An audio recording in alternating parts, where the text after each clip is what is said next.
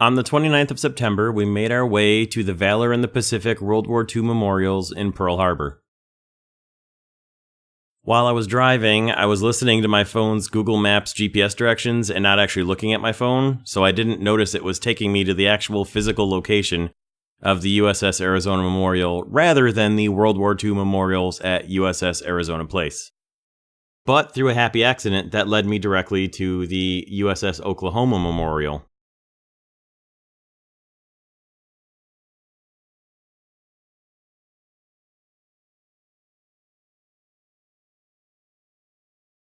At 0758, 7 December 1941, at berth Fox 5, the USS Maryland, moored inboard the USS Oklahoma, was struck by 2 enemy bombs, causing flooding. The Oklahoma was hit by 4 aerial torpedoes and capsized and sank at 0810. Unfortunately, the sun was not in a good position for photos of the Oklahoma Memorial, but here it is. Manning the rails. As Navy vessels pass through Pearl Harbor, sailors and Marines stand at attention along the ship's railing and superstructure. The crew's dress uniforms contrast sharply against the gray vessels. The design of this memorial is a bold expression of the USS Oklahoma's lost crew members. The symbolism incorporates Navy tradition, giving life to this memorial. The black granite panels suggest the once formidable hull of the USS Oklahoma, while the 429 white marble standards represent each of its lost souls. Each white marble standard is for an individual in his pristine dress uniform and is inscribed with his name and rank. Walk among the lost sailors and Marines and understand their sacrifice. In full dress uniforms, the ship's crew stands at attention in a display of respect and honor, coming home for the final time by manning the rails. Dedicated December 7th, 2007.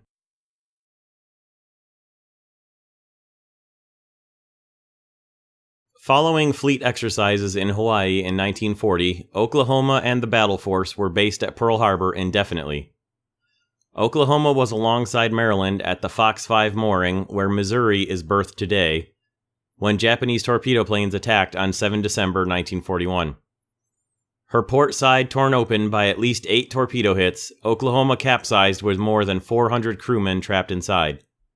Of these, only 32 were rescued.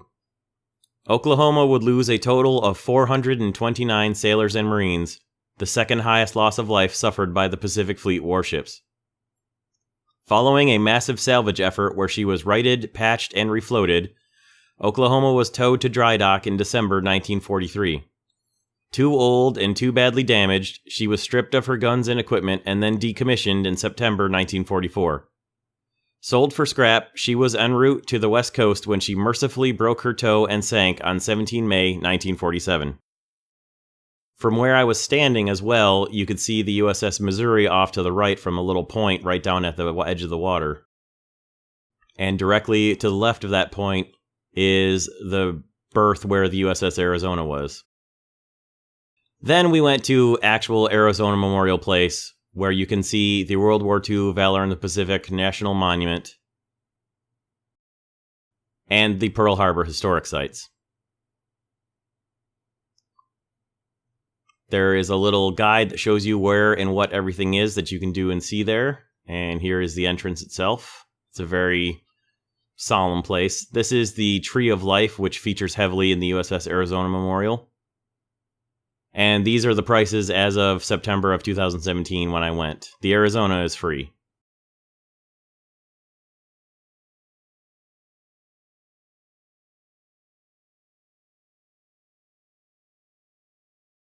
You start out your Arizona Memorial trip with a short, about 30-minute long video that goes into a little bit of the history leading up to the attacks on Pearl Harbor and a bit of the information about during and after the attack. And then from there, you go out to the boats that take you to and from the USS Arizona Memorial. I won't lie, when the engine started and we left the pier to head towards the Arizona Memorial, my heart started racing.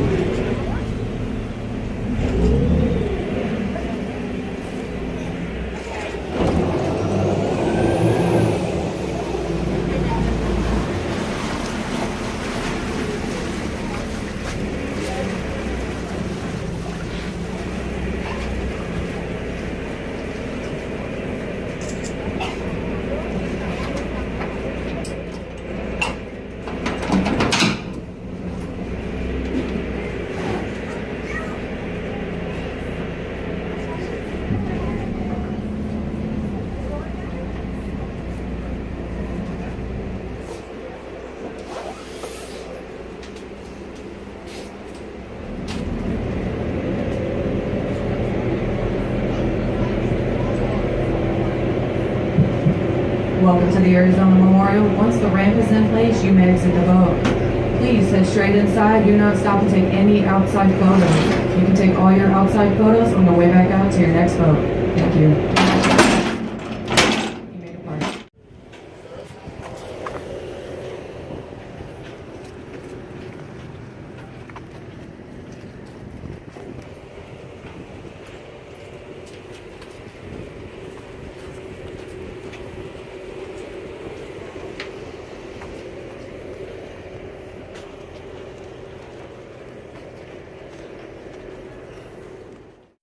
The most visible part of the USS Arizona above the water is, of course, the number 3 gun mount on the aft of the ship.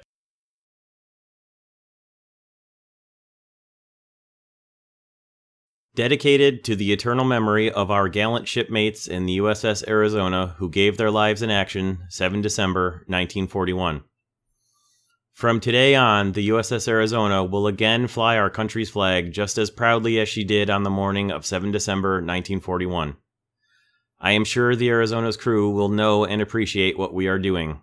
Admiral A.W. Radford, United States Navy, 7 March 1950. May God make his face to shine upon them and grant them peace. Unfortunately, the day and time that we were there, the sunlight wasn't really in a good position to actually be able to see much of the ship under the water.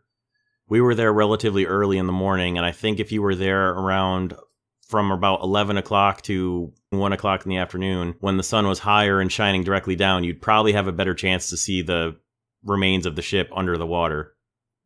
Also, the waves were just a little bit, it wasn't choppy, but there was just enough wind and waves to kind of prevent us from being able to see down below, mostly.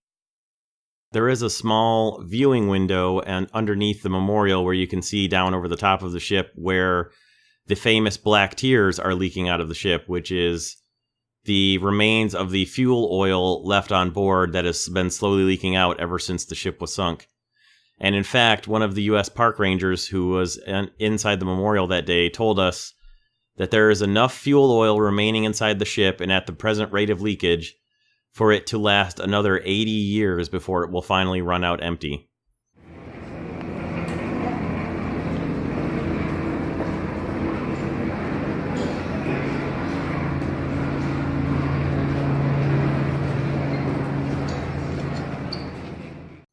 And for those of you who might be concerned with the environmental impact, there are floating oil booms down the harbor beyond the USS Missouri that stop the oil from getting out into the open ocean.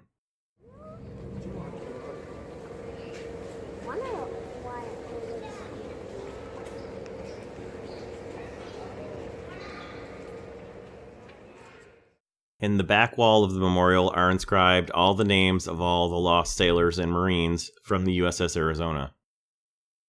In the forefront, and the bottom left and the bottom right, are the names of all the survivors of the USS Arizona who have been since interred on the ship with their shipmates, from as early back as 1982 to as recently as this year in 2017.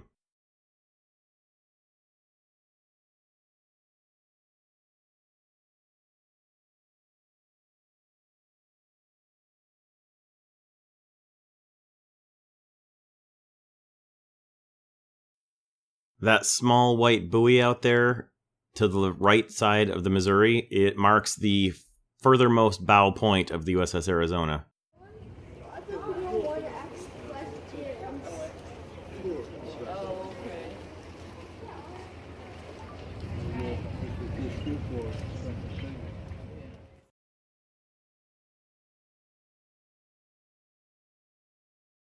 Now, my own small personal connection to the Pacific Fleet is I come from a little village in central New York called Oriskany, and we had an aircraft carrier named after our little village, the USS Oriskany, that was laid down during World War II but not completed till after the war.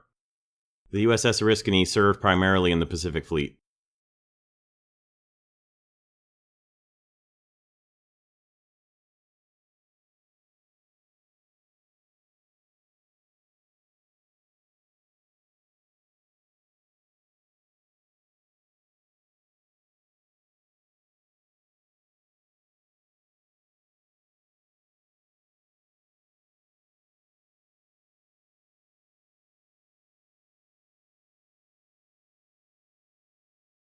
It's a very somber place.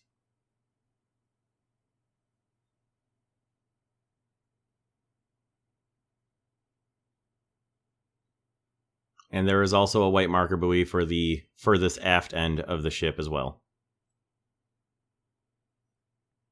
When you get back on the land, along the shoreline are a bunch of other memorials and informational plaques about the attack on Pearl Harbor from 7 December 1941.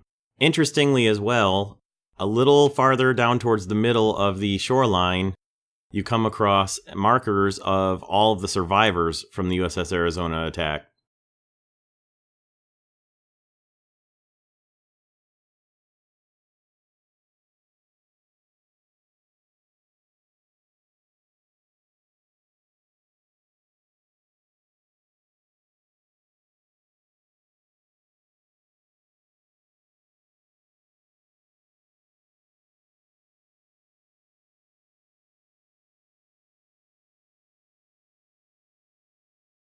There is also a memorial to the 87 Marines who were lost aboard the Arizona as well with their Navy shipmates, and a recovered anchor from the USS Arizona itself. There are also some models which show the Arizona before the attack and in its current state. And you can get an idea of just how much the massive damage it suffered in the bow area from the forward magazine detonation.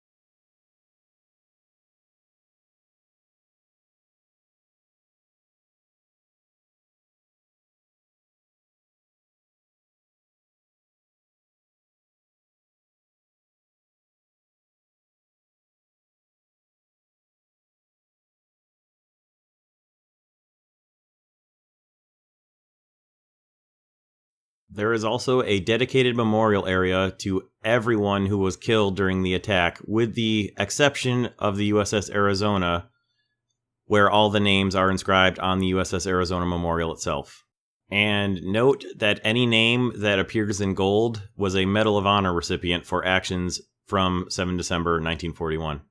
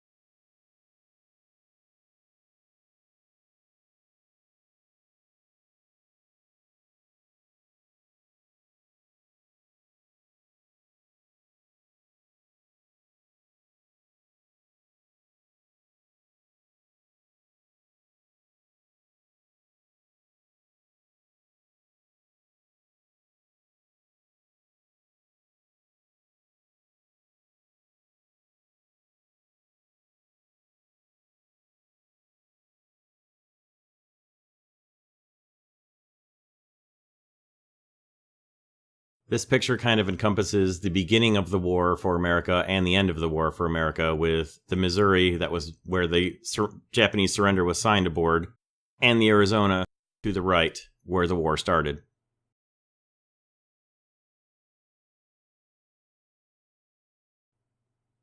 Back across Ford Island is the final lost battleship from the 7 December 1941 Pearl Harbor attack, the USS Utah.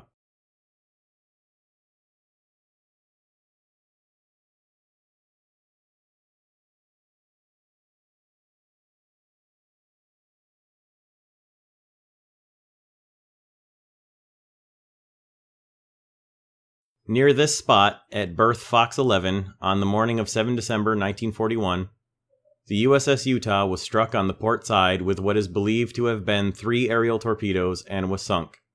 She was subsequently rolled over to clear the channel, but was left on the bottom.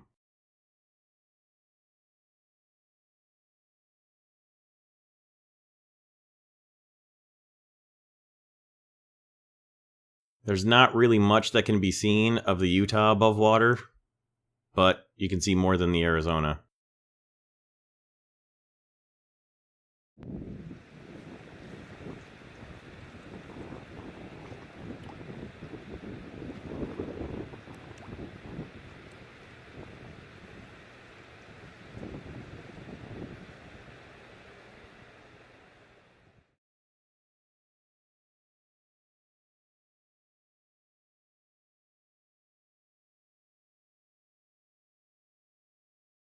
The final part of the memorial at the plaza at Arizona Memorial Place is the memorial for the 52 lost submarines for the United States Navy of World War II. And I'll read the plaques for all 52 of them in a moment. They're arranged in a more or less a circle around a flagpole, and you can read the dedication to each one of the lost submarines along with a summary, if it's known, of how the ship was lost, and the best guess or best possibility or the most likely scenario if it's not known how the ship was lost. Some of them are still not found. And here's a look at what the actual 52 memorials look like and kind of how they're arranged around the flagpole. And there are a bunch of different model torpedoes that the submarines used during and after World War II that you can look at here as well.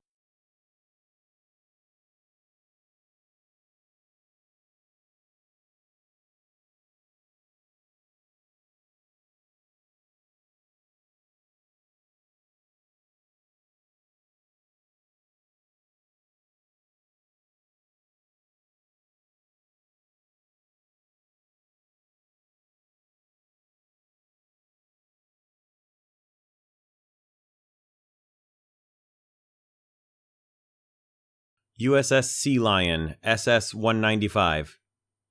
Launched 25 May 1939.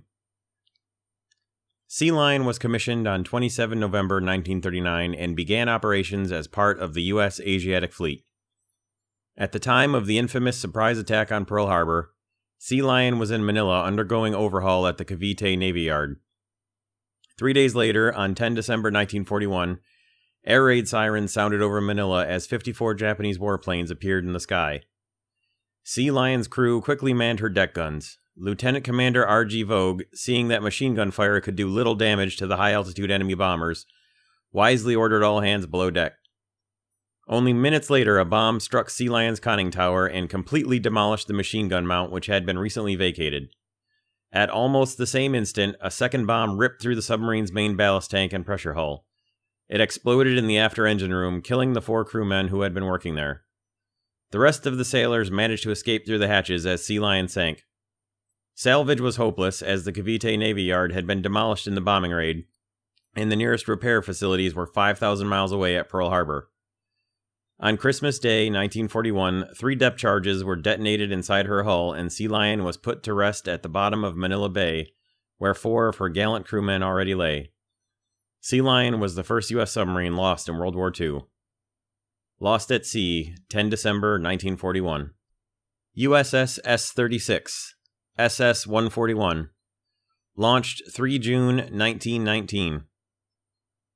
S-36, a longtime veteran of the U.S. submarine force, had joined the Asiatic Fleet in 1924 and spent the next 17 years conducting training exercises and simulated war patrols. On 3 December 1941, S-36 set out on a secret mission to the Philippines in anticipation of a possible Japanese invasion. 5 days later, her crew received word of the attack on Pearl Harbor. S-36 immediately sprang into action, battling the enemy as well as continual mechanical failures. On her second patrol, she executed a successful torpedo attack on an enemy transport moored in the Philippines. On 15 January, while her crew labored to repair a breakdown in her main motors, a Japanese destroyer came into sight. S-36's crewmen quickly manned their battle stations, but the enemy destroyer pounded the submarine mercilessly with depth charges. The sailors struggled to maintain control of their damaged submarine. Through quick thinking and ingenious repairs, they managed to keep the ship afloat. On 20 January 1942, while entering the Makassar Strait with its strong and unpredictable currents, S-36 was washed aground on a hidden reef. Once again, the crew rushed into action, battling for over 24 hours trying to save the ship before sending out a distress call. Dutch vessels rescued the weary crew, but a veteran submarine which had served long and well was lost forever. Lost at sea, 20 January 1942. USS S-26, SS-131. Launched 22 October 1922. During the first year of the war, U.S. submarines conducted defensive patrols at both the Atlantic and Pacific approaches to the Panama Canal. S-26 took part in 2 such patrols. However, a tragic twist of fate brought disaster to S-26 during her second patrol. Departing her base at Coco Solo on the morning of 24 January 1942, S-26 entered the canal along with 3 of her sister submarines en route to the Gulf of Panama. At the Pacific end of the canal, the 4 S-boats rendezvoused with the U.S. submarine chaser PC-460, which escorted them through minefields to open ocean. Shortly before midnight, PC-460 flashed a visual message to the surface submarines, indicating that she was about to leave the formation and that they were to proceed alone to their assigned patrol areas. S-26 and 2 of the other submarines failed to receive this message. PC-460 then turned out of formation only to collide in the darkness with the unsuspecting S-26, crashing into the starboard side of her torpedo room. The stricken submarine went down within seconds. Only 3 of S-26's crewmen were able to swim clear of their sinking vessel and reach safety. Rescue operations were begun, but, due to the depth of the water, attempts to save the rest of S-26's crew were unsuccessful. S-26, the 3rd U.S. submarine lost during World War II, had taken 46 brave sailors with her on her final dive. Lost at sea, 24 January 1942. USS Shark, SS-174. Launched 21 May 1935. Under the cover of night on 9 December 1941, Shark departed Manila. Her first war patrol was one of extreme importance. With enemy forces close at hand, it was crucial that the headquarters of the U.S. Asiatic Fleet, commanded by Admiral Thomas C. Hart, be relocated from Manila. Admiral Hart and 2 of his staff officers boarded Shark, and she safely delivered them to their new headquarters at Surabaya, Java. On 5 January 1942, Shark was ordered to the Celebes Sea on her second patrol. On her first day at sea, she eluded a torpedo fired at her during a skirmish with an enemy submarine. Then, as part of an operation to hold back the enemy advance in the Dutch East Indies, Shark was ordered to rendezvous with Dutch submarines. On 25 January, with an enemy landing force moving in, she was assigned to guard the passages to the east. On 2 February, the elusive Shark battled the enemy once again and was forced deep to escape an intense depth charge attack. 5 days later, she reported an encounter with a Japanese cargo ship heading northeast. This was the last message ever received from Shark. She is believed to have been the victim of a depth charge attack. And so it was that just 2 months after Japan attacked Pearl Harbor, Shark and her 58-member crew lay forever silent in the depths of the sea. Shark was the first U.S. submarine in World War II to be lost with all hands. Lost at sea, February 1942. USS Perch, SS-176. Launched 9 May 1936. With the invasion of Borneo and Java imminent, Perch departed Australia for her second war patrol, unaware that she was destined to suffer a brutal and tragic fate. Perch's ordeal began in February 1942 when Lieutenant Commander David A. Hurt and his crew entered into the engagement that developed into the savage Battle of the Java Sea. On the night of 1 March, Perch was attacked by 2 enemy destroyers. Lieutenant Commander Hurt immediately took evasive measures, but the shallow water prevented Perch from escaping a fierce depth charge attack. When the attackers finally withdrew, Perch limped to the surface to charge her batteries, only to meet with 2 more enemy ships. She dove for the relative safety of the bottom, but was driven deep into the mud by another savage barrage of depth charges. Her exhausted crew struggled for hours to repair the battered ship and free her from the mud. By 1 a.m. on 3 March, the crippled submarine was able to surface for badly needed breathable air and sailed slowly towards Borneo. As dawn broke, an enemy formation appeared and opened fire. Unable to run, fight, or dive, Lieutenant Commander Hurt ordered Perch abandoned and scuttled. Captured by one of the enemy ships, the crewmen were taken to a prisoner of war camp. Those who survived their internment were repatriated at war's end. Lost at sea, 3 March 1942. USS S-27, SS-132. Launched 18 October 1922. S-27's first patrol was a reconnaissance mission to Amchitka Island in the Aleutians in June 1942. The old S-boat was of World War I design and had no radar to guide her as she patrolled the icy Aleutian waters.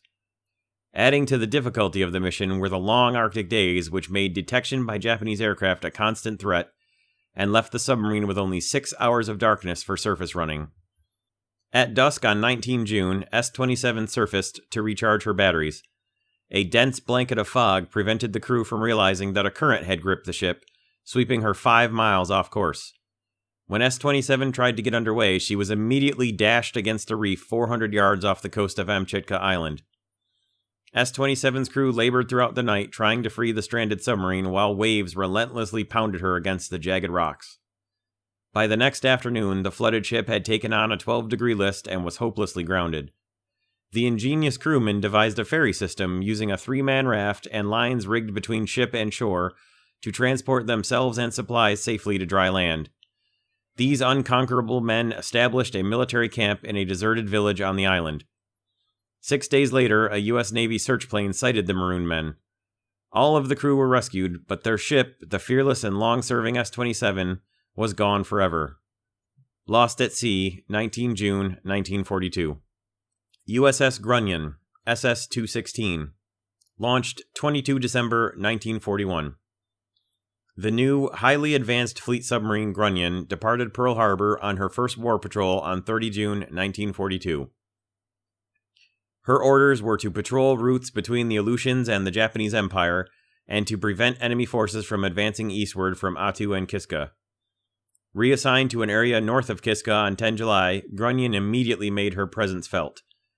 Attacked by a destroyer, she fired 3 torpedoes and managed to elude the enemy. Her fighting crew then sank 2 Japanese patrol boats and seriously damaged a third.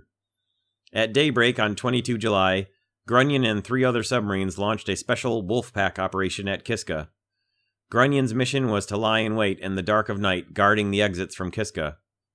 Sighting the enemy, Grunion fired 2 torpedoes and endured a retaliatory depth charge attack. Once again, this elusive war machine managed to escape, sustaining no damage. On 30 July, Grunion reported increased anti-submarine activity in her area and indicated that she had only 10 torpedoes remaining. The submarine was directed to return immediately to Dutch Harbor. Grunion never responded to that order, and she was never heard from again. Only 1 month after beginning her first war patrol, Grunion's luck ran out and she vanished forever, taking with her a crew of 70 gallant men. To this very day, Grunion's tragic loss remains a mystery. Lost at sea, July or August 1942. USS S-39, SS-144. Launched 2 July 1919. On her 5th and final patrol on 10 August 1942, S-39 was sent to the southeast coast of New Ireland to deter enemy ships from supporting the Japanese troops in that area. At that point in the war, the 22-year-old veteran submarine had been credited with sinking an enemy freighter and tanker and damaging several other vessels and had earned 2 battle stars. Only 2 days after departing for her final patrol, under the cover of night, S-39 surfaced. Within minutes, she was suddenly jolted to a stop. She had struck a submerged reef off Rossel Island and was hard aground. The heavy seas pounded her, pushing her further upon the rocks. Her brave crew fought desperately to save her, but could not free the ship from the mighty grasp of the reef. At the break of day on 15 August, S-39 made a final attempt to back free of the reef, but to no avail. Without power and at the mercy of the furious seas, she rolled over and her ballast tanks, torn open by the rocks, began to flood. The crewmen were given permission to abandon ship for the relative safety of the reef, but they were determined to save their boat and continued to fight the unforgiving elements. Later that day, the Australian naval vessel HMAS Katoomba responded to S-39's distress call. The entire crew was rescued just as the Gray Lady slipped beneath the surface into a watery grave. Lost at sea, 16 August 1942. USS Argonaut, SS-166, launched 10 November 1927. She made the enemy pay in a battle to the death. This headline flashed across the newspapers of the nation when America's largest submarine was lost forever. Argonaut departed Pearl Harbor at the outbreak of the war to patrol the waters off Midway. She was then sent to Mare Island, where this unique 15-year-old giant underwent complete modernization.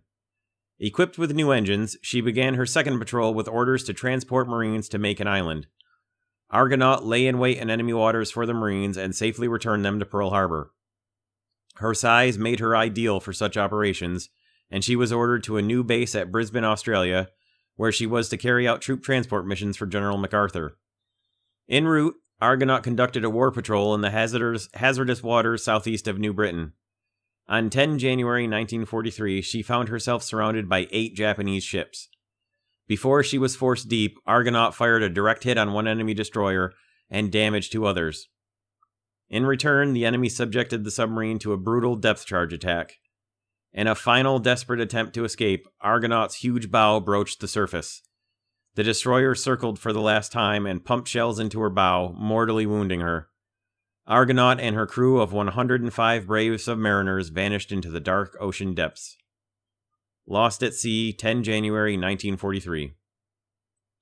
Uss Grampus Ss-207, launched 23 December 1940. Grampus operated fearlessly and efficiently in the southwestern Pacific, waging battle against Japanese shipping, conducting bold reconnaissance missions to remote atolls, and landing intrepid Allied coast watchers behind enemy lines. In the early months of 1942, during her first war patrol, Grampus attacked and sank 2 10,000-ton tankers. Her torpedoes found no targets on her next 2 patrols, but during her 4th and 5th runs, she was credited with sinking 4 enemy ships and damaging 2 others. In all, Grampus succeeded in destroying 45,400 tons of Japanese shipping and crippling an additional 3,000 tons. On 11 February 1943, Grampus left Brisbane, Australia, to begin her 6th war patrol in the Solomon Islands area. The following day, Grampus parted company with an exercise target vessel and was never heard from again. Her disappearance remains a mystery. She may have been the victim of an enemy seaplane attack on 19 February, or she may have been sunk by Japanese destroyers passing through Blackett Strait on the night of 5 March. Since the enemy ships were themselves subsequently destroyed, no mention of any attack by them is made in Japanese reports. All that can be said for certain about Grampus's fate is that a remarkable fighting ship and her 71 gallant officers and men had made the ultimate sacrifice in the service of their country. Lost at sea, February or March 1943. USS Amberjack, SS-219, launched 6 March 1942. The newly commissioned Amberjack set out on her first patrol on 3 September 1942. On 10 October, she slipped into Kavieng Harbor and in a daring attack fired torpedoes at the 19,262-ton Tonan Maru, sending her to the bottom. The sunken enemy ship was later salvaged and repaired, only to be destroyed by another U.S. submarine. Throughout Amberjack's short career, she scoured the South Pacific, devastating enemy shipping by sinking over 42,000 tons. Amberjack holds the distinction of transporting aviation fuel to the Solomon Islands during the Guadalcanal campaign, the only such operation carried out by a U.S. submarine. On 4 February 1943, while on her ill-fated third patrol, Amberjack sank a freighter laden with explosives in a 2-hour night surface attack in which 1 submariner was killed and another wounded. 10 days later, Amberjack reported that she had been attacked and forced down by Japanese destroyers. This was the last radio transmission ever received from her. It is believed that in the early morning light of 16 February, the submarine was attacked by an enemy patrol plane. As she dove beneath the surface, a Japanese torpedo boat and a subchaser dropped 9 deadly depth charges. Fragments of the submarine's hull slowly rose to the surface in a swirling black pool of oil. Amberjack and the 74 gallant men of her crew had disappeared forever. Lost at sea, 16 February 1943. USS Triton, SS-201, launched 25 March 1940. Triton was conducting a simulated war patrol off Wake Island on the evening of 7 December 1941 when she received the news that both Pearl Harbor and Wake had been attacked that morning. Triton commenced combat operations and on 10 December fought her first battle.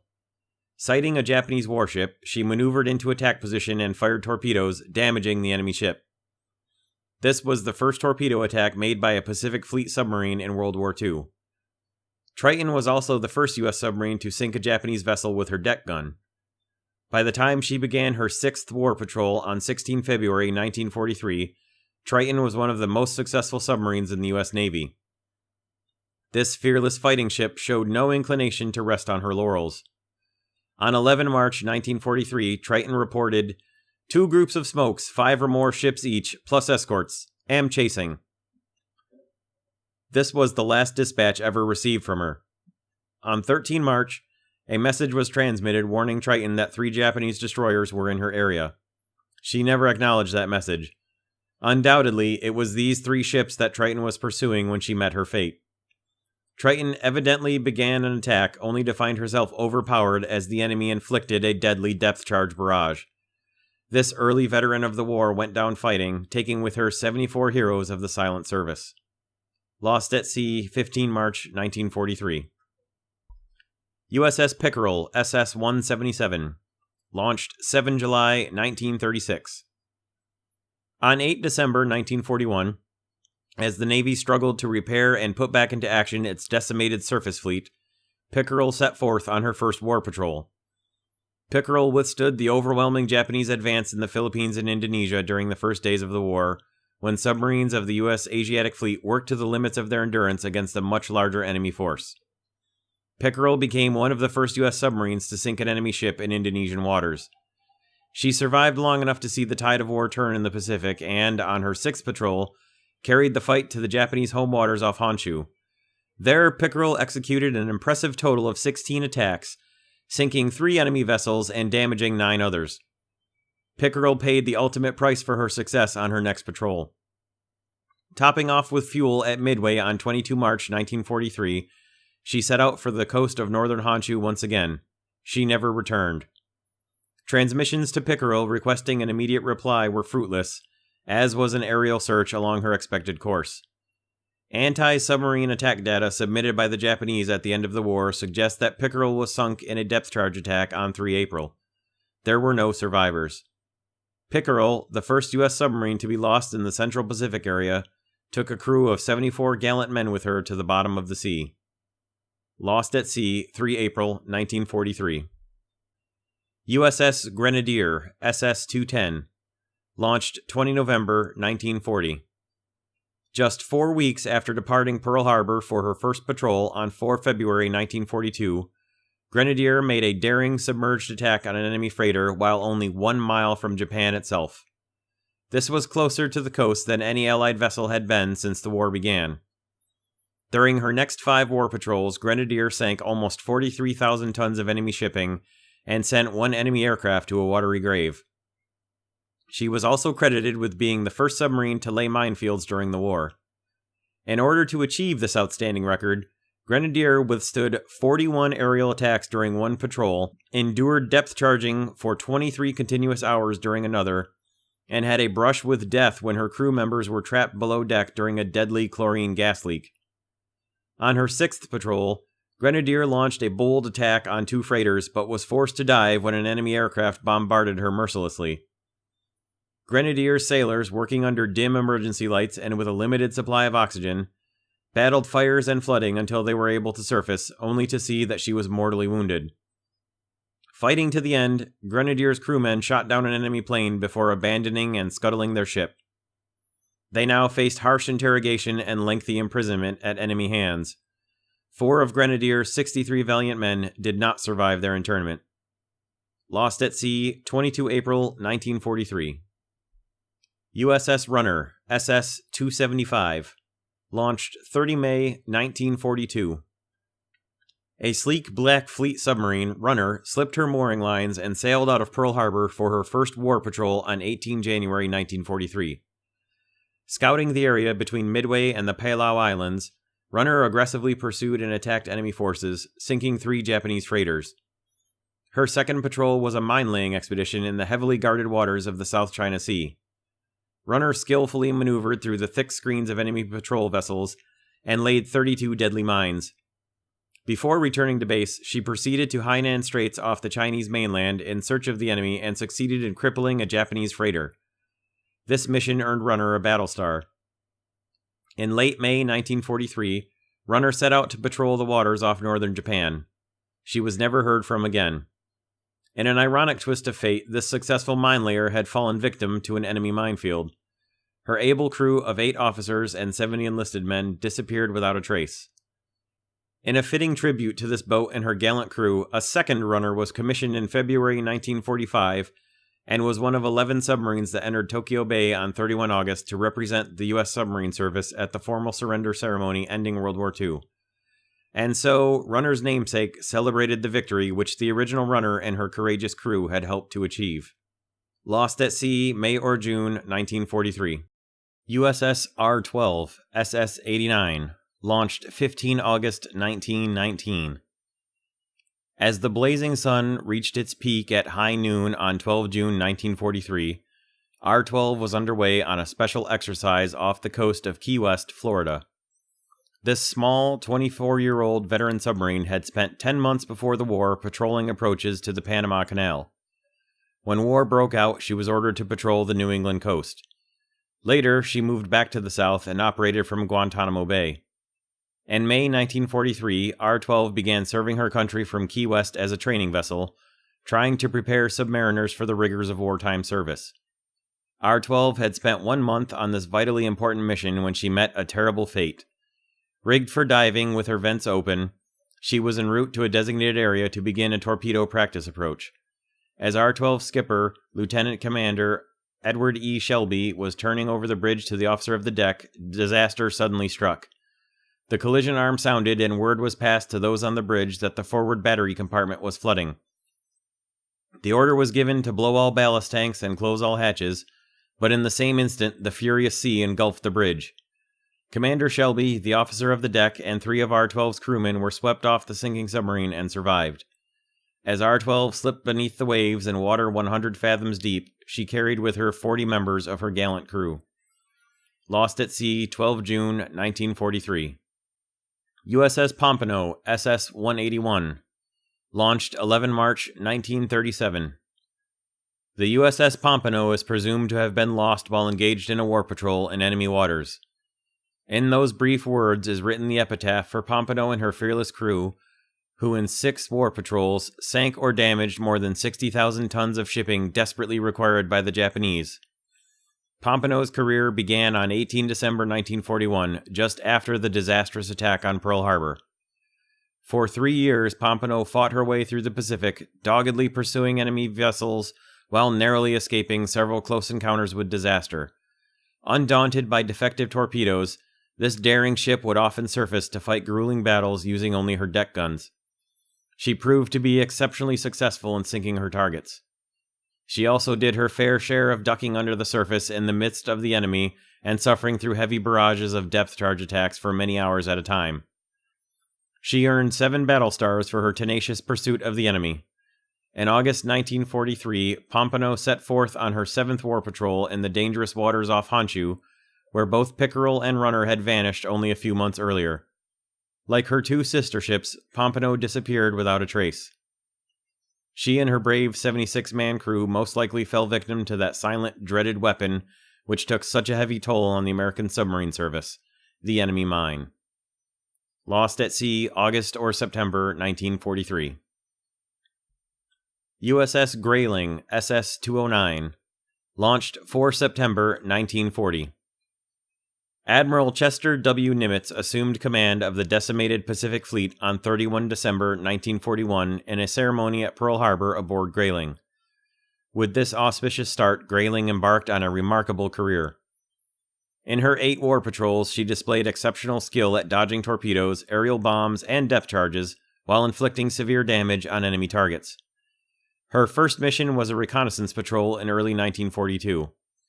This was followed by a patrol along the coast of Japan, where Grayling sank her first enemy vessel. Truk was the scene of the submarine's 3rd and 4th patrols, and 2 more sinkings. In early 1943, 3 more ships fell victim to Grayling's attacks as she patrolled the approaches to Manila. Her next 2 patrols resulted in 8 more sinkings. This brilliant career, however, was to end tragically. After delivering supplies to guerrillas on the Philippine island of Panay on 23 August, Grayling put to sea to patrol the approaches to Manila. On 9 September, Japanese sources reported sighting a surface submarine believed to be Grayling just inside Lingayen Gulf. Since Grayling had failed to acknowledge an order to transmit a radio report on 12 September, it is now believed that she was lost in this area. Leaving no clue as to how she met her fate, Grayling mysteriously disappeared, along with 76 gallant men of the silent service. Lost at sea, September 1943. USS Cisco, SS-290. Launched 24 December 1942. On 10 May 1943, the new submarine Cisco was commissioned into the U.S. Navy, making her one of the first Balao-class submarines to join the fleet. Her proud crew was enthusiastic, well-trained, and ready for action. Cisco's commanding officer was Commander James W. Coe, who was already regarded as one of the top skippers of the war, having achieved remarkable success in command of S-39 and Skipjack. Cisco seemed destined for greatness, but her career was to be tragically short-lived. On 19 September, she set out from Darwin, Australia on her first and only war patrol. Her destination was the area between French Indochina and the northern Philippine island of Luzon. On the 9th day of her patrol, Cisco should have been passing through the Sulu Sea en route to Mindoro Strait. On that same day, in that same area, Japanese air and surface anti-submarine forces found a submarine trailing oil and launched a brutal attack. They continued to monitor the site of the attack and reported that oil gushed out of the downed submarine for 12 days. It is almost certain that this signified the abrupt and tragic end of Cisco's short career, as no messages had been received from her since she departed Australia. It also marked the untimely death of 76 brave men. Cisco's entire crew had vanished forever beneath the oil-covered waves. Lost at sea, 28 December 1943. USS S-44, SS-155. Launched 27 October 1923. Few ships could surpass S-44 in sheer daring and fearless attacks on the enemy. When Japanese air and naval power was at its height during 1942, S-44 conducted 4 aggressive patrols in the enemy-controlled Solomon Islands. Despite being limited by age and obsolescent design, this daring 20-year-old boat persistently attacked the enemy, sinking a heavy cruiser, a converted gunboat, and a small freighter.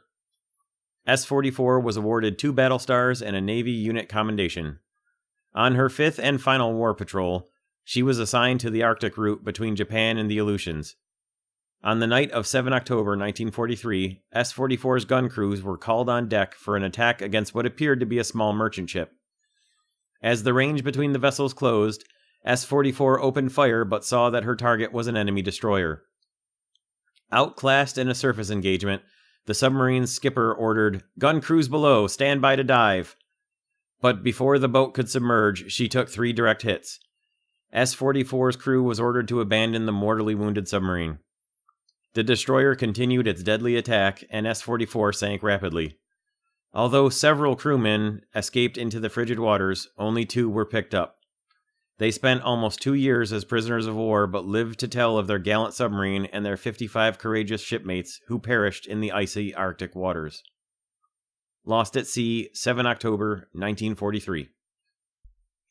USS Wahoo, SS-238. Launched 14 February 1942. If one submarine could be said to embody the spirit and pride of the U.S. submarine force, it would probably be Wahoo. Certainly the enemy convoys unfortunate enough to encounter her would agree that she contributed more than her share to the war effort. They often reported being attacked by more than one submarine, a fact that earned Wahoo the nickname, the One Submarine Wolfpack. Her brash young commanding officer, Commander Dudley W. Mush Morton, was the epitome of the warrior submariner, daring, tenacious, and aggressive. He and Wahoo's fighting crew ravaged the Pacific, sinking at least 20 enemy ships totaling over 60,000 tons in just over a year. Wahoo inspired the submarine force with a swashbuckling style that included lively radio messages, down-the-throat torpedo shots, and brooms lashed to her periscope to signify a clean sweep of enemy shipping. In the war in the Pacific, few ships achieved a more legendary status. On 2 December 1943, the U.S. submarine force was dealt a shocking blow when it was reported that Wahoo, having departed Midway Island on 13 September to commence her 7th war patrol against the enemy, was overdue and presumed lost. She is believed to have been sunk on 11 October by a combination of air, land, and sea anti-submarine forces in La Perouse Strait, north of Hokkaido. Lost at sea, 11 October 1943. USS Dorado, SS-248. Launched 23 May 1943.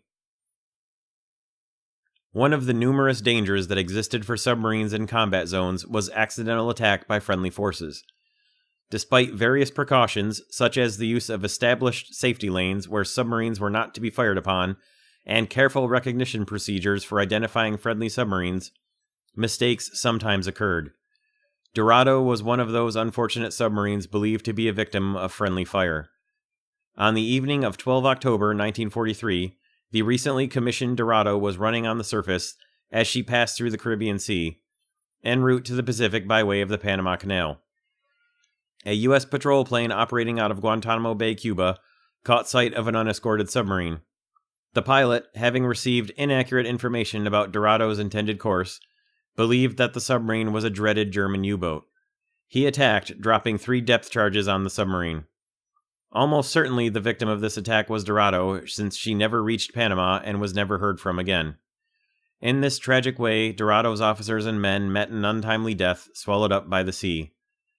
That they were denied the opportunity to take part in the daring exploits and war patrols experienced by their fellow submariners only serves to make their heroic devotion to duty and the self-sacrifice of Dorado's 76 brave men all the more poignant. Lost at sea, 12 October 1943. USS Corvina, SS-226. Launched 9 May 1943. American forces were engaged in major surface operations in the Gilbert Islands when Corvina set sail from Pearl Harbor on 4 November 1943 on her first war patrol. She was ordered to an area south of Truk on a special mission. By whatever means necessary, she was to restrain Japanese reinforcements from leaving Truk bound for the Gilberts. Corvina patrolled as close to Truk as Japanese anti-submarine measures would allow. Then, on 30 November, a dispatch was sent to Corvina ordering her to pass to a new command in an eastern Australian fort. There was no reply.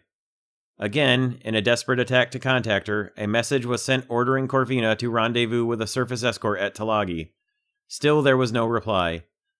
It was as if she had been swallowed up by the night. As fate would have it, Corvina slipped to the surface as she was patrolling just south of Truk late in the evening of 16 November. In the distance lurked the Japanese submarine I-176. The enemy vessel, sighting the unsuspecting Corvina, maneuvered into attack position and quickly fired 3 deadly torpedoes. The still of the night was shattered by a devastating explosion as 2 of the torpedoes ripped through Corvina's hull. Within minutes, there was a chilling silence across the Pacific as Corvina and her 82 courageous men made their final dive into the dark ocean depths. Lost at sea, 16 November 1943. USS Sculpin SS-191, launched 27 July 1938. Sculpin departed Cavite under the blanket of night on 8 December 1941 to begin her first patrol. During her heroic 2-year career, Sculpin earned 8 battle stars. Renowned for her fearless determination, she was credited with destroying or crippling over 105,000 tons of enemy shipping. On 5 November 1943, Sculpin set sail on her 9th and final war patrol with Captain John P. Cromwell, commander of Submarine Division 43, aboard her to direct a special Wolfpack operation. En route, Sculpin encountered a large Japanese convoy and dove deep, only to be mortally wounded when an enemy destroyer dropped 18 deadly depth charges. Sculpin's skipper, Commander Conaway, gave the order to abandon ship. As Sculpin surfaced, her tenacious crewmen raced to man their deck guns and fought a final furious battle. The destroyer found her range and a shell hit Sculpin's conning tower, fatally injuring Commander Conaway and 2 other officers. Captain Cromwell was fully briefed on pending war strategies and unwilling to risk divulging this sensitive information to the enemy. He chose to remain on board Sculpin as the Grey Lady slipped beneath the waves one last time. Captain Cromwell was awarded the Congressional Medal of Honor for this selfless act. 22 of Sculpin's crew survived as prisoners of war, but it was the final action for 63 of her valiant men. Lost at sea, 19 November 1943. USS Capelin, SS-289. Launched 20 January 1943. Capelin was one of the many U.S. submarines which sailed from Fremantle, Australia in late 1943 in an attempt to stop any enemy freighters and tankers carrying desperately needed mineral resources from the Dutch East Indies to Japan. Capelin's first patrol began on 31 October 1943 as she set sail for the islands immediately west of New Guinea. After only 17 days at sea, she experienced mechanical difficulties and was forced to pull into port at Darwin, Australia for repairs. During this unusually brief patrol, however, the feisty Capelin had attacked a Japanese convoy, sinking at least one cargo vessel and earning a battle star. Once repairs to the submarine had been completed to the satisfaction of the commanding officer, Capelin confidently set out on 17 November, eager for another successful patrol. On 2 December, Bonefish reported sighting an American submarine in Capelin's assigned area. An attempt to reach her by radio a few days later elicited no response. Subsequent radio transmissions went unanswered. Capelin had mysteriously disappeared.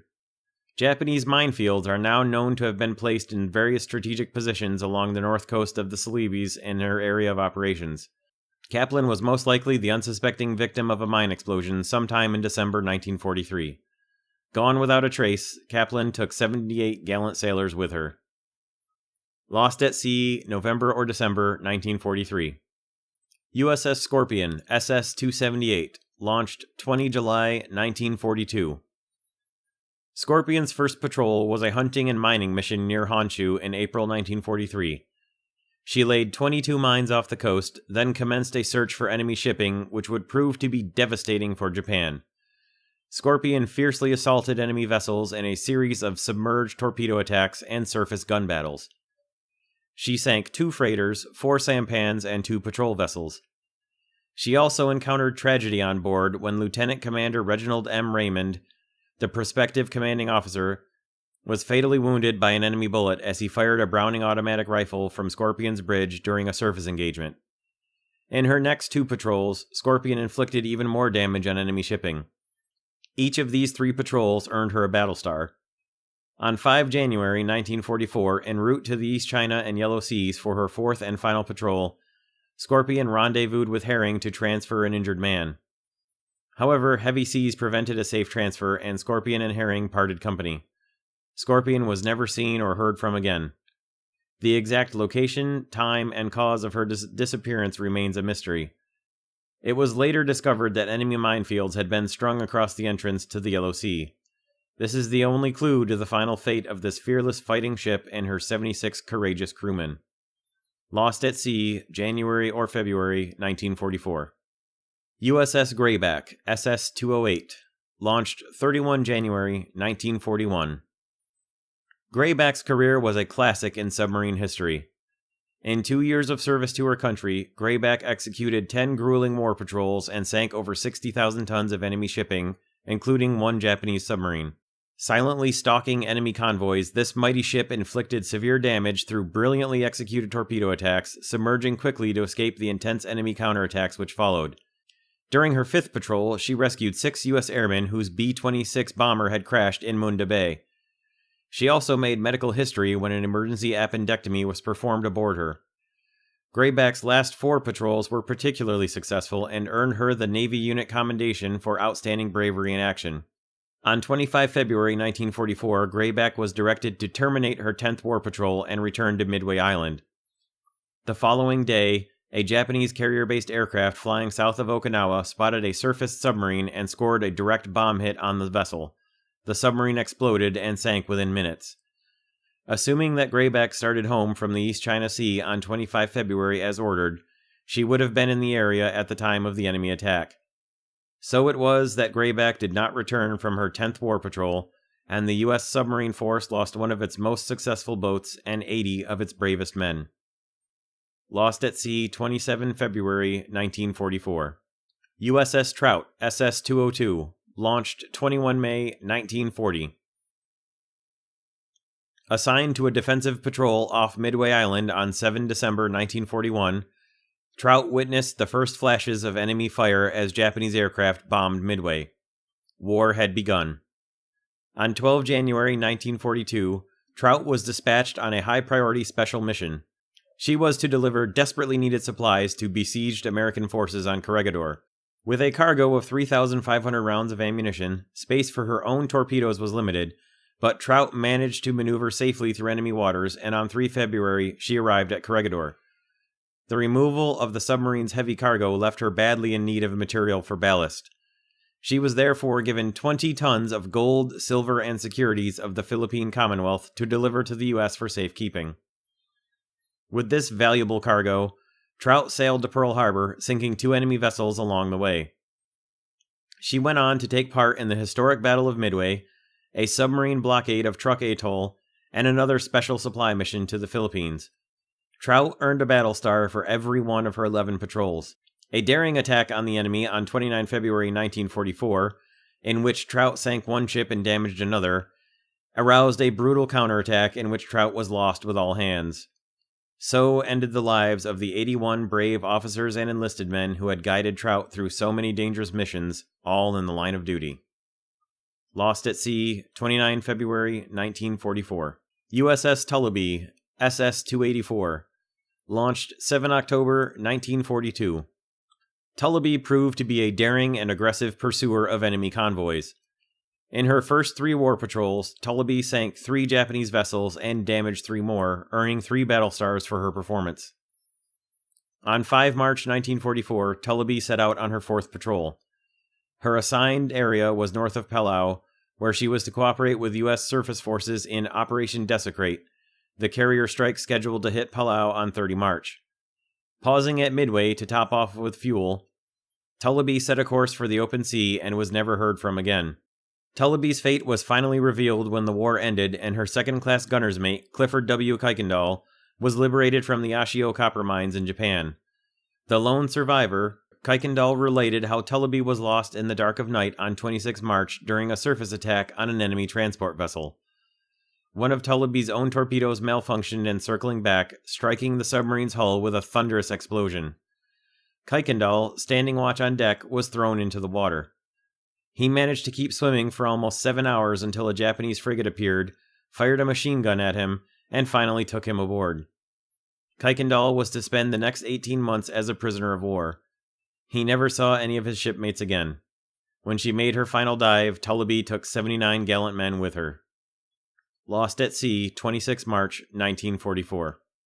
USS Gudgeon, SS-211, launched 25 January 1941. 4 days after the Japanese attack on Pearl Harbor, a lone submarine sailed past the still smoking wreckage of the American fleet, bound for Japan on a mission of vengeance. This brave submarine was Gudgeon. Before her first patrol was over, Gudgeon became the first U.S. submarine of the war to sink an enemy vessel, downing the Japanese submarine I-173 on 27 January 1942. This initial success was quickly followed by 10 other aggressive and brilliantly executed patrols in enemy-controlled waters, during which Gudgeon sank 28 enemy ships, including Komakura Maru, Japan's largest transport vessel. Gudgeon took part in the historic battles at Midway Island and Guadalcanal, and proudly flew the Presidential Unit Citation Pennant earned for her outstanding performance during her first 8 war patrols. She survived countless life-and-death encounters with the enemy through ingenious evasive tactics and cool perseverance, but somewhere near Saipan in the spring of 1944, the Fighting Gudgeon's time finally ran out. It was here, during the course of Gudgeon's 12th patrol, that her crewmen paid the ultimate price for their illustrious success in battle. After having sent many thousands of tons of Japanese shipping to the bottom of the ocean, Gudgeon disappeared mysteriously, along with an extraordinary crew of 78 brave officers and men. Lost at sea, April or May 1944. USS Herring, SS-233. Launched 15 January 1942. Herring holds the distinction of being a veteran of the Atlantic as well as the Pacific theaters of operation during World War II. In November 1942, while on her first war patrol, Herring was stationed off Casablanca, Morocco. Her assigned mission was to support Operation Torch, the Allied invasion of Northwest Africa. At dawn on 8 November, as the invasion was launched, Herring joined the assault, sinking a 5,700-ton Vichy French merchant ship. In March 1943, searching for blockade runners in the Bay of Biscay during her third patrol, Herring identified a German U-boat in the vicinity and was able to finish it off with the assistance of aerial bombardment. After 2 more war patrols in the Atlantic, Herring was transferred to the Pacific in the fall of 1943. Operating from Pearl Harbor, she inflicted heavy damage on Japanese shipping. At the time of her loss, Herring was on her 8th patrol. In the icy waters surrounding the Kurile Islands northeast of Japan, Herring joined forces with Barb to sink 4 enemy ships. On 1 June 1944, Herring encountered 2 enemy vessels at anchor in the harbor at Matsuo Island. Operating on the surface, she lashed out and sank both vessels, but enemy gun batteries on shore spotted Herring and fired 2 deadly direct hits. In the early morning hours of 1 June, Herring and her brave crew made their last dive, fiercely fighting to the very end. Lost at sea, 1 June 1944. USS Growler, SS 361. Launched 1 August 1943. In March 1944, Growler slipped out of Pearl Harbor and set a course for the Kurile Islands. It proved to be a difficult first patrol. A combination of severe fog, high winds, and freezing rain assaulted the submarine as she pressed forward through the choppy waters off the Kuriles, southern Hokkaido, and eastern Honshu. Only 1 enemy vessel worth a torpedo came into sight, but it proved too fast for Growler to gain firing range. Perilous weather was not the only danger Growler encountered. By mid-1944, the enemy had intensified anti-submarine measures. As a result, more U.S. submarines were lost in 1944 than in any other year of the war. One of those ill-fated submarines was Growler. She left Midway on 28 May 1944 to begin her second patrol. A door of silence closed quietly behind her, and Growler was never heard from again. The time and place of Growler's final battle remained a mystery until the end of the war, when Japanese records disclosed a fierce anti-submarine attack on 14 June off northern Honshu. The attack brought a thick mass of oil, cork, rafts, and other debris swirling to the ocean's surface, signifying the sinking of a submarine. As Growler was the only U.S. submarine operating in the area at that time, it is believed that she was the target of the attack. With the sinking of Growler, the U.S. submarine force lost a heroic vessel and 82 of its most courageous men. Lost at sea, 14 June 1944. USS S-28, SS-133. Launched 20 September 1922. S-28 was one of 6 S-class submarines ordered to the Aleutian Islands in early 1942 to prevent the Japanese from expanding their invasion of the Alaskan territory. In the cold northern Pacific waters, these small 1920s vintage submarines faced 2 bitter enemies: persistent Japanese forces and the fierce Aleutian weather. The dauntless S-28 completed 7 daring war patrols. Operating from her base at Dutch Harbor, she prevented supplies from reaching the Japanese garrisons on Kiska and Attu Islands. On 19 September 1942, S-28 courageously attacked the Katsura Maru No. 2 and quickly sent this converted gunboat to the bottom. In 1944, new fleet submarines with greater cruising radius and firepower were sent to take over the struggle in the Aleutians. The S-boats were ordered to training duty. On 7 July 1944, S-28 was diligently conducting an exercise off Pearl Harbor with the U.S. cutter Reliance. As S-28 dove to begin a simulated attack, Reliance suddenly lost sonar contact with her and began an intense search. The only trace of the submarine was an ominous diesel oil slick found on the surface 2 days later. The depth of the water made rescue impossible. The sea had claimed forever 50 brave men who, exhibiting great fighting spirit in the most rigorous of conditions, had turned an aging submarine into a distinguished Battlestar winner. Lost at sea, 4 July 1944. USS Robolo, SS-273. Launched 9 May 1943. In early January 1944, the new fleet submarine Robolo sent out to join forces with the ships waging war in the Pacific. Hunting for Japanese shipping west of the Philippines, she damaged a large freighter. Her second patrol was in the South China Sea near Indochina, where she sank a 7,509-ton tanker, the cargo of which was badly needed to fuel and drive the far-flung Japanese war machine. With 2 battle stars to her credit, Robelo set out on her 3rd war patrol. As she was transiting the hazardous Balabac Strait off Palawan Island on 26 July 1944, Robelo strayed into an enemy minefield. A violent explosion suddenly jolted the ship and she sank almost immediately. 4 of her crewmen managed to swim to Palawan Island, where they were captured by Japanese military police and imprisoned. A note dropped by one of the men from his cell window was picked up by a U.S. soldier who was on a work detail in the same prison camp. The note recounted the events leading up to Robelo's tragic loss. On 15 August, the 4 surviving Robelo crewmen were taken aboard a Japanese destroyer. The destination and ultimate fate of the destroyer are still unknown. The 4 survivors on board never returned. The circumstances surrounding their deaths remain a mystery, but they joined their 77 fellow shipmates in bravely giving their lives for their country. Lost at sea, 26 July, 1944. USS Flier, SS-250, launched 11 July, 1943. During her first patrol, conducted west of Luzon in June 1944, Flier sank 4 enemy freighters and damaged a 5th freighter as well as a tanker for an impressive total of 33,000 tons. Flier's second patrol ended in disaster and a grueling struggle for survival. In early August, Flier set out from Fremantle, passing through the perilous Balabac Strait where Robelo had been lost to a mine just 3 weeks earlier. On 13 August, the submarine was rocked by a terrific explosion. Oil, water, and debris deluged the bridge. The ship's executive officer was blown up through the conning tower hatch onto the bridge. Other crewmen poured out of the open hatch behind him. Within just seconds, Flier vanished beneath the surface for the last time. Only the commanding officer, the executive officer, and 13 other crew members were able to escape the sinking vessel. Adrift in the darkness, 8 of them had the strength to stay afloat for 17 hours until they swam to Mantanguli Island. There they lashed together a raft of bamboo and sailed from island to island until they reached Palawan.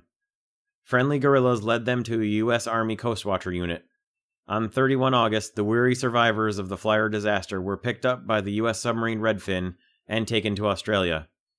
78 of their brave shipmates, however, were lost forever when Flier made her final dive. Lost at sea, 13 August 1944. USS Harder, SS-257. Launched 19 August 1942. Well aware that the Japanese Navy was critically short of destroyers, Harder's skipper, Commander Samuel D. Dealey, chose to deliberately tangle with these deadly vessels. Destroyers were fast, heavily armed, and specialized in anti-submarine warfare.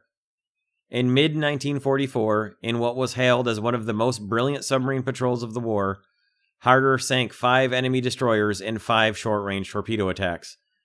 For this unprecedented achievement, Commander Dealey was awarded the Congressional Medal of Honor by the President. Harder often achieved what others believed to be impossible. During her 4th patrol, Harder was called to rescue a naval pilot who had been shot down and washed ashore on the enemy-held island of Wolei. Commander Dealey maneuvered his ship as close to the reef as possible, and 3 brave volunteers, risking fire from enemy troops in the jungle, rescued the pilot. Harder's career came to a tragic close during her 6th patrol, when she and Hake were suddenly charged by a Japanese minesweeper. Harder heroically steered between Hake and the enemy, making herself the target. As she sank beneath the surface for the last time, Harder was pounded by 15 deadly depth charges. The entire Navy mourned her loss, for the exploits of Harder, the destroyer killer, and her crew were legendary in the history of naval warfare. Lost at sea, 24 August 1944. USS Escolar, SS-294. Launched 18 April 1943. Escolar was one of the more than 80 new fleet submarines commissioned late in the war, with a combat-experienced crew on board as she began her wartime career. In command of Escolar was Commander William J. Milliken. A veteran of 6 war patrols in the Pacific as skipper of S-18 and Thrusher and recipient of the coveted Navy Cross, Commander Milliken was known for his relentless fighting spirit and was highly regarded. Escolar departed Pearl Harbor on 18 September 1944 on her first war patrol. Her mission was to join Croker and Perch for a coordinated patrol in the Yellow Sea. This wolf pack, led by Escalar, became known as Milliken's Marauders. On 30 September, as Escalar passed north of the Bonin Islands, she was attacked by an enemy gunboat, but reported that she had not suffered any damage. On 17 October, Perch received one last message from her sister submarine, advising her that she was maneuvering closer to the approaches of the Tsushima Straits. No further transmissions were ever received from Escalar, and all attempts to contact her failed. Escalar's tragic disappearance remains a mystery to this day. Since the Yellow Sea area was heavily mined, it is possible that Escalar was destroyed by an exploding enemy mine. She disappeared beneath the surface forever, taking with her a battle-proven captain and an eager, highly skilled crew. Lost at Sea, October 1944. USS Seawolf, SS-197. Launched 15 August 1939.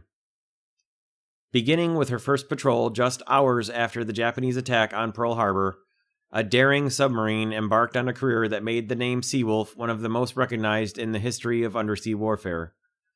Over the next 3 years, Seawolf completed 14 patrols, covering practically all of the known Pacific shipping routes. That she executed 56 torpedo attacks and escaped destruction throughout them all is a testament to the courage and superb seamanship of her crew. Boldly tracking her targets into treacherous waters, Seawolf launched fearless attacks on heavily escorted convoys and vital enemy vessels. Her persistence and skill led to the sinking of over 100,000 tons of enemy shipping and earned Seawolf 2 Navy unit commendations and 13 battle stars. The enemy could not destroy her, but a tragic twist of fate did. On 3 October 1944, delivering supplies and Army personnel on her 15th war patrol, Seawolf ran into heavy seas that slowed down her passage by 1 day. A U.S. destroyer, not having received word of Seawolf's delay, launched a lethal depth charge attack on what she believed to be an enemy submarine. In an unfortunate case of mistaken identity, Seawolf's career was ended abruptly, as were the lives of her 82 valiant fighting men. No other submarine or crew in the Pacific fought longer or harder. Lost at Sea, 3 October 1944. USS Darter, SS-227. Launched 6 June 1943. Darter's career was impressive from the start, but it was her 4th and final patrol that was the most memorable. In October 1944, Darter was sent to the South China Sea to set up a reconnaissance line to intercept any Japanese vessels which might impede the invasion of Leyte. Together with Dace, Darter was assigned to a patrol area off Palawan known as dangerous ground due to its numerous uncharted shoals. In the early morning darkness of 23 October, Darter and Dace encountered a huge enemy task force consisting of 5 battleships, 12 cruisers, and 15 destroyers. Darter and Dace moved in for a bold attack, firing the opening shots of the Battle of Leyte Gulf. The 2 submarines sank 2 heavy cruisers and knocked a third one out of action. Darter's victim was the flagship of Vice Admiral Kurita. Darter then pursued the cruiser Takao, but ran hard aground on the Bombay Shoal. Her crewmen labored feverishly trying to free their stranded submarine, but their efforts were unsuccessful. With sunrise expected momentarily, the sailors reluctantly abandoned her, boarded Dace, and watched as Darter was destroyed to keep her from falling into enemy hands. All of Darter's crew survived. The daring action, which had cost them the loss of their submarine, was not in vain. It had cost the Japanese fleet the element of surprise, and ultimately their fleet and victory. Lost at Sea, 24 October 1944. USS Shark SS-314. Launched 17 October 1943. A second Shark, named in honor of the American submarine lost early in the war, roared onto the scene in May of 1944. During her first 2 patrols, Shark sank 4 Japanese vessels and rescued 2 downed U.S. naval aviators. She then joined forces with Sea Dragon and Blackfish at Pearl Harbor to commence her 3rd war patrol. Shark's skipper, Commander E.N. Blakely, was in command of this wolf pack, which soon became known as Blakely's Behemoths. On 23 September 1944, the submarines set out for the Luzon Strait area, where they were ordered to prevent reinforcements from reaching the Japanese troops during the Battle of Leyte Gulf. On 24 October, Shark reported to Sea Dragon that she had made radar contact with the Japanese freighter and was moving in for an attack. Shark was never heard from again. It was later learned that on this date, a Japanese vessel en route from Manila to Japan with American prisoners of war on board had been sunk by a U.S. submarine. American submarines had instructions to search for Allied survivors in the vicinity of all sinkings of Empire-bound Japanese vessels. It is believed that Shark sank the enemy freighter and was attempting to rescue American prisoners of war from the water when enemy forces retaliated, sinking Shark. Like her predecessor, the second Shark had perished in battle. She took 87 courageous crewmen with her. Lost at sea, 24 October 1944. USS Tang, SS-306, launched 17 August 1943. The exploits of Tang are legendary in submarine history. Under the bold leadership of Commander Richard H. O'Kane, Tang executed 5 brilliant patrols, destroying enemy ships almost as fast as the Japanese could build them. Tang's rescue of 22 downed naval pilots off Truk Lagoon during her second war patrol made headlines and proved the value of submarine lifeguard duty.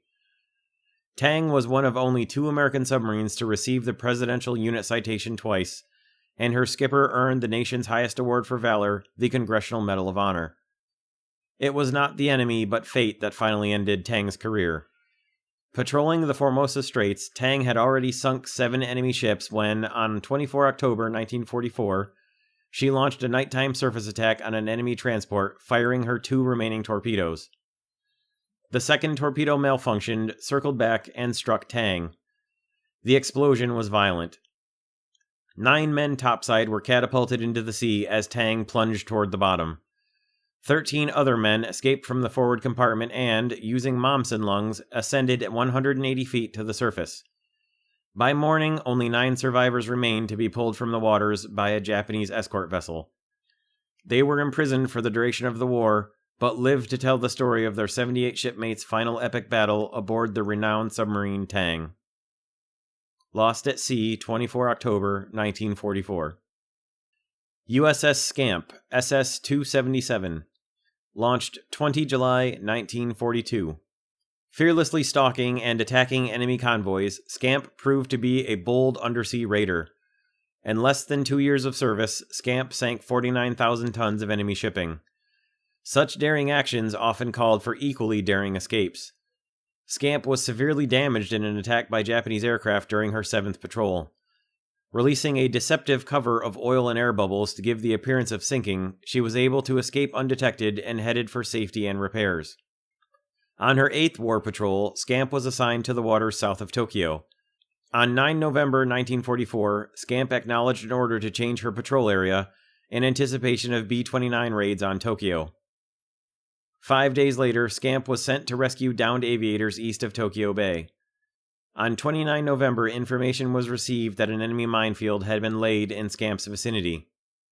Warnings were issued to all submarines operating in the area, but for Scamp, the warning came too late. Scamp never returned from her lifeguard mission.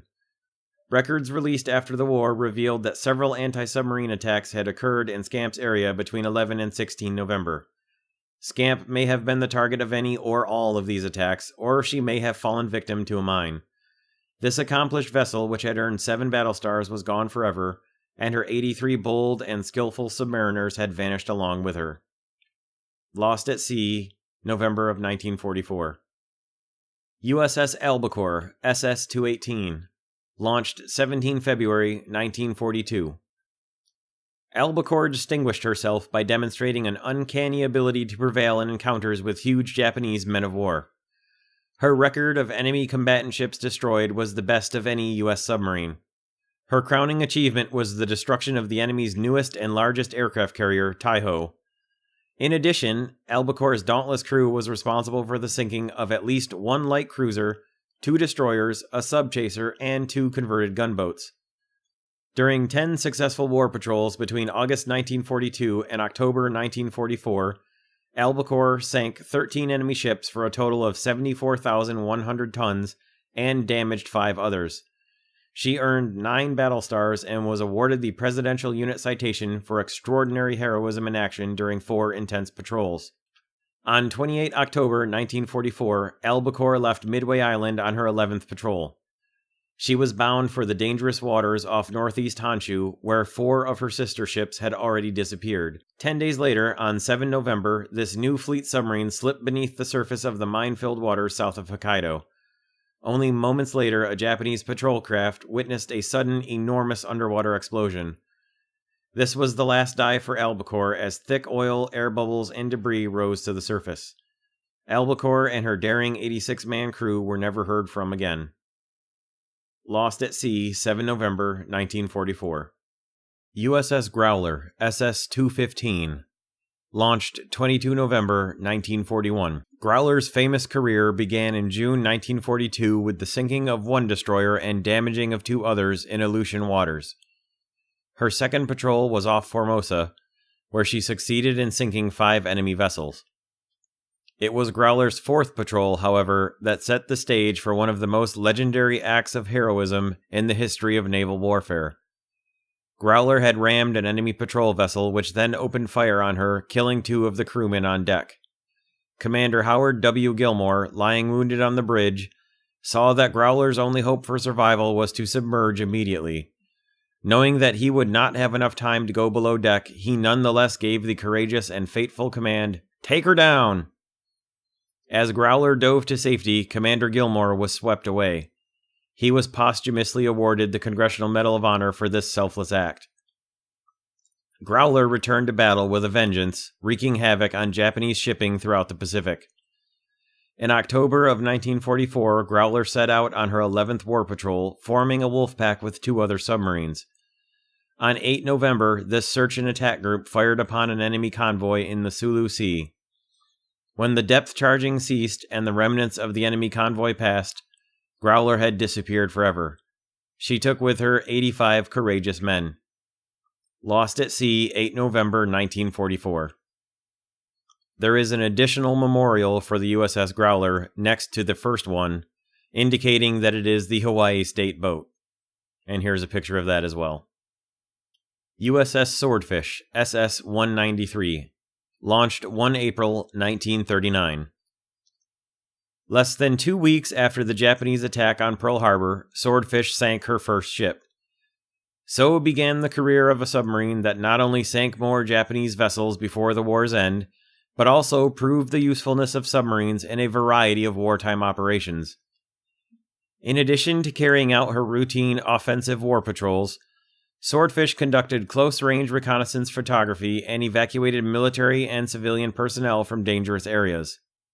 During one such mission, she transported the Philippines president and his family, along with several other high-ranking government and army officials, to safety. Swordfish earned the Navy Unit Commendation for 3 of her patrols, as well as 8 battle stars. However, her 13th patrol proved to be unlucky. Swordfish set out from Pearl Harbor on 22 December 1944 on a special mission. She was to photograph the beaches and defense installations of the Japanese stronghold on Okinawa in order to prepare for the Allied invasion of that island. Swordfish never returned from this patrol. The exact cause of her loss remains unknown. The submarine Keat reported hearing prolonged depth charging in Swordfish's area on 12 January 1945, and Japanese records obtained after the war revealed that the waters off Okinawa were heavily mined. 89 valiant men perished with Swordfish. Lost at sea, January 1945. USS Barbell, SS-316, launched 14 November 1943. In 1944, U.S. submarines sank more enemy shipping than in the previous 2 years combined. In ever-increasing numbers, utilizing refined wolf-pack tactics, and heavily armed with deadly torpedoes, U.S. submarines swarmed Japanese shipping lanes. Barbell was one of those fierce fighting ships. In 1944, Barbell completed 3 daring war patrols, tenaciously pursuing enemy vessels, eluding their deadly depth charges, and persistently tracking her targets until she scored a hit. By the close of 1944, Barbell had dispatched 10 Japanese vessels to the bottom of the sea and had damaged 2 more. With such an impressive start, Barbell confidently began the new year. On 5 January 1945, she set out on her 4th and final patrol. She joined a wolf pack forming in the South China Sea to support the invasion of Luzon and to intercept Japanese ships running between Singapore and Japan. The skies were buzzing with hostile Japanese aircraft on 3 February when Barbell reported that she had been able to evade 3 depth charge attacks. This was the last transmission ever received from her. Barbell's luck had finally run out. At daybreak on 4 February, a Japanese airplane dropped 2 bombs, inflicting a direct hit on the submarine. In a huge burst of fire and smoke, Barbell plunged violently beneath the surface.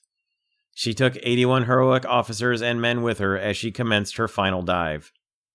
Lost at sea, 4 February, 1945.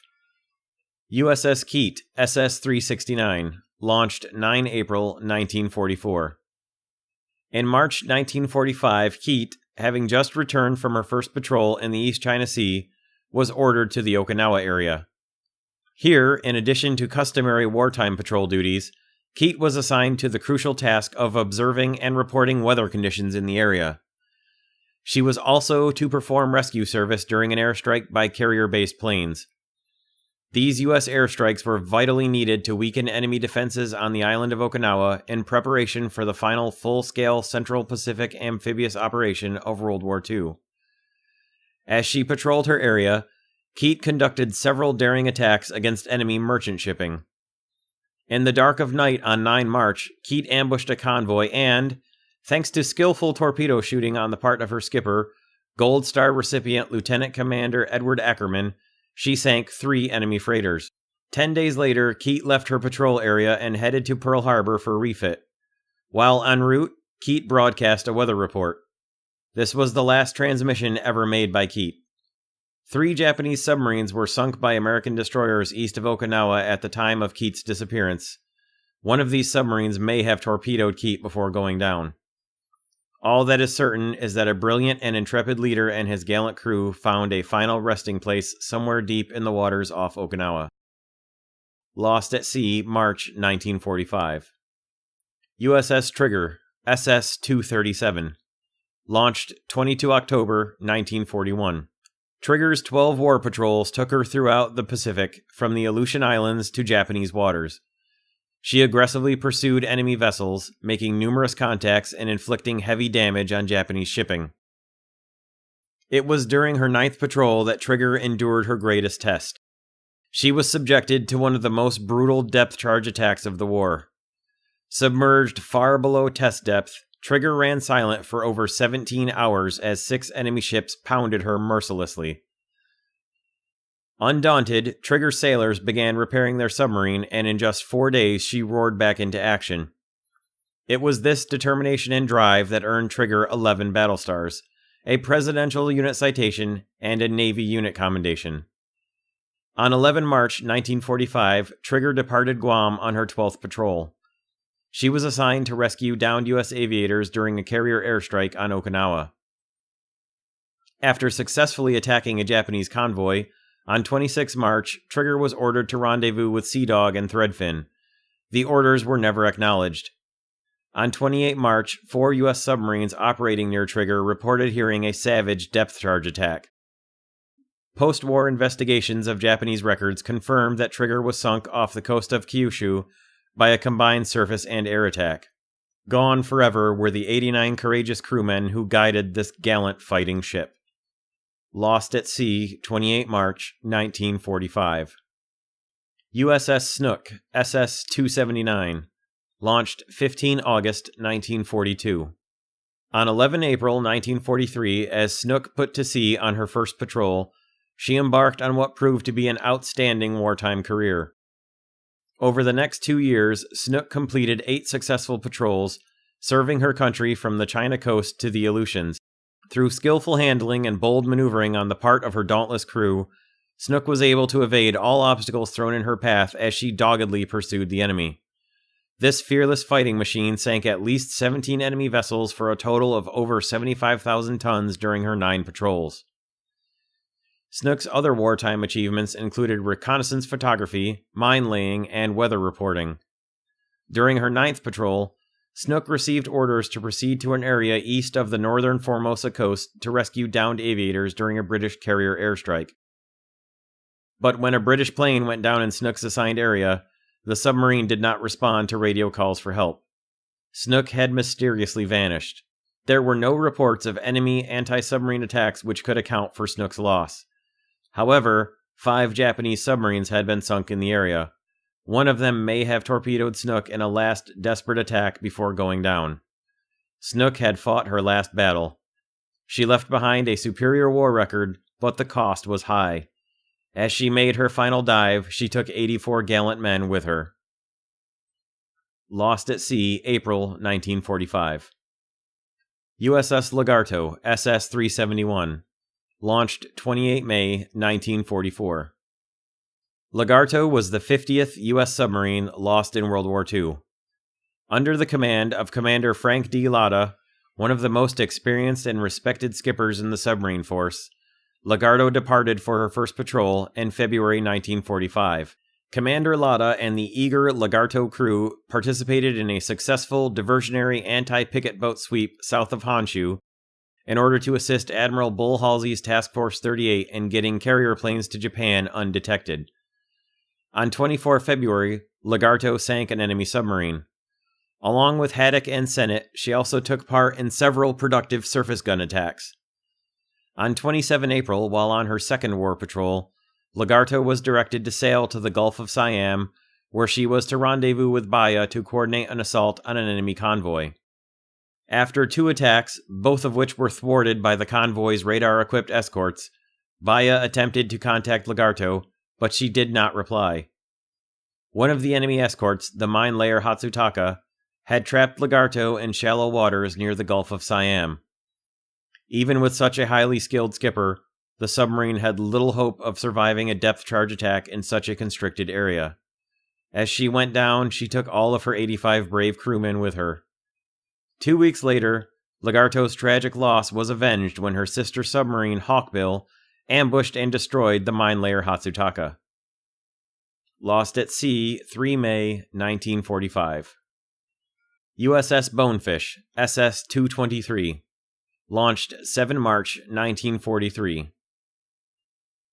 As Bonefish began her 8th patrol in May 1945, she bore the distinction of having sunk nearly 60,000 tons of Japanese shipping, and her crew had earned 5 Navy unit commendations and other awards for heroism. Bonefish's impressively long list of achievements included the rescue of 2 downed American aviators, as well as the capture of 2 enemy pilots whose plane had been shot down while on patrol.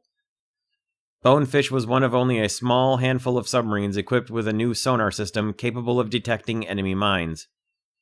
In June 1945, working with a wolf pack of 8 other submarines, Bonefish was able to slip stealthily through the minefields of Tsushima Strait and into the Sea of Japan. In a combined effort, the 9 submarines sank 28 ships, severing one of Japan's last remaining overseas supply lines. On 18 June, Bonefish was granted permission to conduct a submerged daylight patrol in the confined and shallow waters of Toyama Bay on the west coast of Honshu. She quickly encountered and sank the transport Konzan Maru. Japanese anti-submarine forces trapped Bonefish and retaliated with a savage depth charge attack. Suddenly, a swirling pool of oil rose to the surface. This was the last dive for Bonefish and her 85 courageous men, who bravely sacrificed their lives for the victory that would be achieved just a few weeks later. Lost at Sea, 18 June 1945. USS Bullhead, SS-332. Launched 16 July 1944. Bullhead's career began late in the war in the spring of 1945. During her first 2 patrols in the South China Sea and the Gulf of Siam, Bullhead sank 4 enemy ships and damaged 3 others. She also rescued 3 American aviators from a downed B-29 following an airstrike on the China coast. On 31 July, Bullhead left Australia for the Java Sea to begin her 3rd war patrol. That same day, preparations were under war on the Marianas Island of Tinian for the first atomic bomb mission against Japan. The war was drawing to a close. For the crew of Bullhead, however, peace came too late. On 6 August, the same day that the atomic bomb was dropped on Hiroshima, a Japanese plane spotted a submarine in the Java Sea north of Bali. Bali's high mountain peaks shortened the submarine's radar range, and she was unaware of the plane's approach. The enemy pilot attacked the target with deadly depth charges. Oil and air bubbles surged to the surface as Bullhead went down for the last time. On 13 August, American submarines in the Pacific were ordered to cease fire and return to base. All of the submarines acknowledged the message except Bullhead. 2 days later, Japan accepted terms of surrender, making Bullhead the last U.S. submarine lost in World War II. Her 84 courageous crew members did not live to see the victory which they helped to achieve. Lost at sea, 6 August 1945. There is one final memorial among the submarine memorials, and that is additional losses. The submarine service lost many dedicated men to individual tragedies. They, too, made the ultimate sacrifice in the relentless struggle against the enemy. The dangers and risks faced by submariners during wartime were numerous. On 4 December 1941, Thresher encountered rough weather as she was returning to Pearl Harbor from a simulated war patrol. Seaman William D. Grover, the lookout, was seriously injured when a mountainous wave threw him from the periscope shears to the deck. Thresher's arrival at Pearl Harbor was delayed by the Japanese attack on 7 December, and Grover died on board, becoming the first U.S. submariner lost during World War II. Throughout the following 4 years, many other gallant submariners gave their lives. On 17 August 1942, while Bass was on patrol, fire broke out in her after battery compartment and suffocated 26 crewmen. On 19 January 1943, 5 submarine force staff officers who were en route to a strategic conference died in a plane crash. In February 1945, while Sea Fox was at Guam for refit, 5 of her crew members were killed in a Japanese ambush. 40 additional submariners were lost during World War II, either by enemy gunfire or through tragic mishap. Like the men who went down with their submarines, these courageous sailors are on eternal silent patrol. They did not live to see the war's end, but the final victory belongs to them.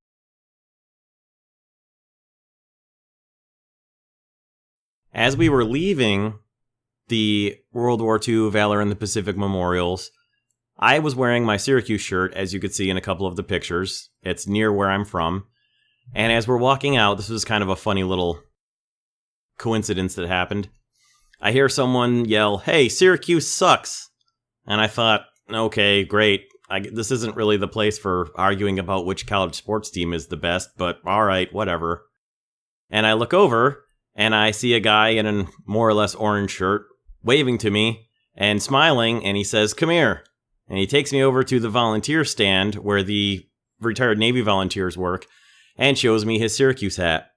And it turns out his name was a retired Chief Woody Salisbury, and he was from Syracuse, New York. And just in a funny coincidence, we met up, we took a couple pictures, and I just thought it was a perfect ending to the day there. So I hope you all enjoyed this video. I realize how long it ended up being, but I thought with all the 52 submarines, it was probably a good thing to actually read out all of the memorials for them. I hope you guys all enjoyed this one. I look forward to getting the rest of my Hawaii videos up as soon as I possibly can, hopefully much faster than it took me to get this one up. And the rest of them will all be are all going to be recreational videos of the beaches and other things that we did and saw on Hawaii on Oahu. So thank you all very much for watching this, and I'll get the rest of those videos done as soon as I possibly can.